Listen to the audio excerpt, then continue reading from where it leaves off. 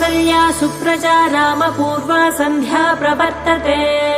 उत्तिष्ठ नरशार्दूला कर्तव्यम् दैवमाह्निकम्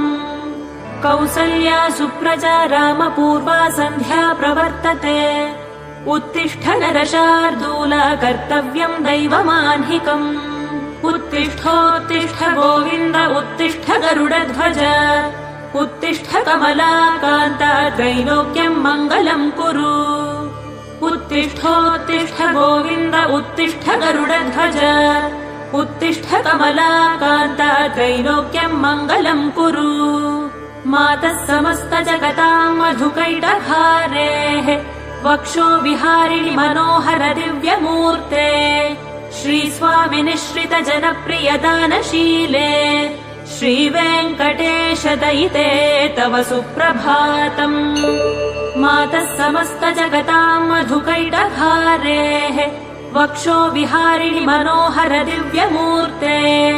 श्रीस्वामि निःश्रित जनप्रिय दानशीले श्रीवेङ्कटेश दयिते तव सुप्रभातम् तव सुप्रभातमरविन्दलोचने भवतु प्रसन्नमुख चन्द्रमण्डले विधिशङ्करेन्द्रवनिताभिरर्चिते वृषशैलनाथ दयिते दयानिधे अत्र्यादिसप्तर्षयः समुपास्य सन्ध्या आकाश सिन्धुकमलानि मनोहराणि आदाय पादयुगमर्चयितुम् प्रपन्नाः शेषाद्रिशेखर विभो तव सुप्रभातम् पञ्चाननाब्ज भव षण्मुखवासवाद्याः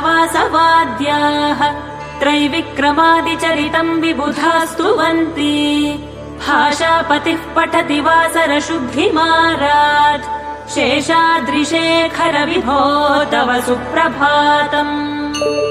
ईशत्प्रफुल्ल सरसीरुहनारिकेल पूगद्रुमादिसु मनोहर पालिकानाम् आवाति मन्दमनिलः सह दिव्यगन्धैः शेषाद्रिशेखर विभो तव सुप्रभातम् उन्मील्य नेत्रयुगमुत्तम पञ्जरस्थाः पात्रावशिष्टकदलीफलपायसानि भुक्त्वा सलीलमथ केलिशुकाः पठन्ति शेषाद्रिशेखर विभो तव सुप्रभातम् तन्त्री प्रकर्ष मधुरस्वनया विपञ्च्य गायत्यनन्तचरितम् तव नारदोऽपि भाषा समग्रमसकृत्करचार रम्यम् शेषाद्रिशेखर विभो तव सुप्रभातम्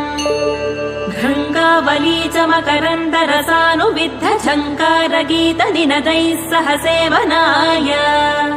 निर्यात्युपान्त सरसी कमलोदरेभ्यः शेषाद्रिशेखर विभो तव सुप्रभातम् योषा गणेन वरदद्धि विमध्यमाने घोषालयेषु दधिमन्थन तीव्रघोषाः रोषात् कलिम् विदधते ककुभश्च कुम्भाः शेषाद्रिशेखर विभो तव सुप्रभातम् पद्मेशमित्र शतपत्रगतालिवर्गाः हर्तुम् श्रियम् कुवलयस्य निजाङ्गलक्ष्म्या भेरीनिनादमिव बिभ्रति तीव्रनादम् शेषाद्रिशेखर विभो तव सुप्रभातम् श्रीमन्नभीष्टवरदाखिललोकबन्धो श्रीश्रीनिवास जगदेकदयैकसिन्धो श्रीदेवतागृहभुजान्